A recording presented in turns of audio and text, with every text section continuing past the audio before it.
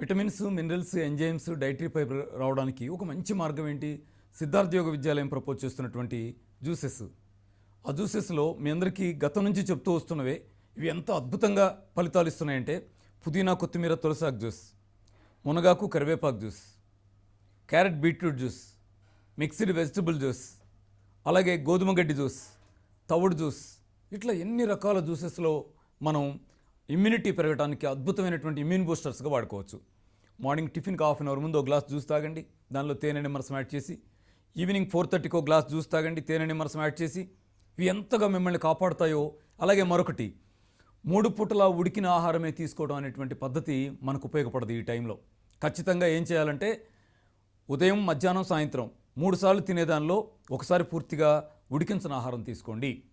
నా సలహా అయితే రాత్రిపూట అన్నం మానేసి పొట్ట నిండా పళ్ళు తిని పడుకోండి. మీకు నచ్చిన ఫ్రూట్స్ ఏవైనా సెలెక్ట్ చేసుకోండి, సీజనల్ ఫ్రూట్స్ ఇన్ని కోసుకోండి, ముక్కలు కట్ చేయండి, ప్లేట్ నిండా పెట్టుకుని హాయిగా అన్నంలాగా తినేయండి. రాత్రి భోజనం అంటే ఫ్రూట్స్ అనే పరిస్థితి పెట్టుకోండి. నీళ్ళు బాగా తాగుతాం, మార్నింగ్ ఈవినింగ్ జ్యూసులు తాగుతాం, రాత్రిపూట అన్నం మానేసి ఓన్లీ ఫ్రూట్స్ తీసుకుంటాం అనే పద్ధతి పెట్టుకోవడం అనేది మీకు కావాల్సినంత వాల్యూస్ని, ఇమ్యూనిటీని పెంచుకోవడానికి, శరీరానికి కావాల్సిన వాల్యూస్ అన్నింటినీ కూడా మీరు అద్భుతంగా అందించిన వాళ్ళు అవుతారు. ఖచ్చితమైన ఈ జాగ్రత్తలు తీసుకోండి. అలాగే ఈ కాలమంతా కూడా మాంసాహారం తీసుకోవద్దు. మాంసం ముట్టడం అనేది మనంతటా మనమే మన ఇమ్యూనిటీని తగ్గించుకునేటువంటి ఒక పనిగా ఉంటుంది. గుడ్లు, మాంసం, చేపలు, మసాలాలు, బిర్యానీలు, వేపుడు కూరలు, ఆ పొట్టని, జీర్ణకోశాన్ని పాడు చేసేటువంటి రకరకాల ఆహార పదార్థాలు ఉన్నాయే, వాటన్నిటిని కూడా కనీసం ఒక 3 నెలలు నిషేధించండి. ఇంట్లో నిషేధించి జాగ్రత్తగా ఉండి నేచర్ని నమ్మి నేచర్ ఇచ్చినటువంటి ఆహారాలు తీసుకుంటూ పిల్లల్ని, మన కుటుంబాలని, మనల్ని, ఆరోగ్యాన్ని కాపాడుకునే ప్రయత్నం మీరు బలంగా చేయాల్సిన అవసరం ఉంది. టెక్నిక్గా 1-2 ఇమ్యూన్ బూస్టర్స్ మీ దృష్టి తీసుకొస్తాను. అత్యంత బలమైన ఇమ్యూన్ బూస్టర్ గోధుమ గడ్డి.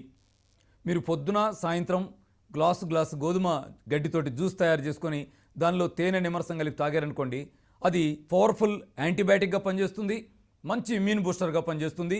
అలాగే మీరు మన ఇంట్లోనే దొరికే ఉంటాయి. అల్లం ఉంటుంది, అలాగే మిరియాలు ఉంటాయి, అలాగే దాసిన చెక్క ఉంటుంది. ఇలాంటి వాటిని కలిపి కాస్త నీళ్ళలో వేసి వేడి చేసి టీలాగా తీసుకోండి. ఉదయం 1 కప్పు, సాయంత్రం 1 కప్పు టీలాగా తీసుకోండి. అలాగే టీ, కాఫీలు తాగే అలవాట్లు ఉంటాయి, అవి కూడా ఈ టైంలో మంచి అలవాట్లు కావు. అవసరమైతే వాటికి ఆల్టర్నేటివ్గా మీరు ఏం చేయండి అంటే వివిధ రకాల ఆకులతోటి టీలు తయారు చేసుకోండి. పుదీనా టీ, కొత్తిమీర టీ, మునగాకు టీ, కరివేపాకు టీ, ఇలా టీలు తయారు చేయండి. దాచిన చెక్క టీ, లవంగ టీ, రకరకాల టీలు తయారు చేసుకోండి. వాటిని morning 1 cup, evening 1 cup tea తాగినట్టుగా తాగేయండి. ఎంత మేలు అవుతుంది.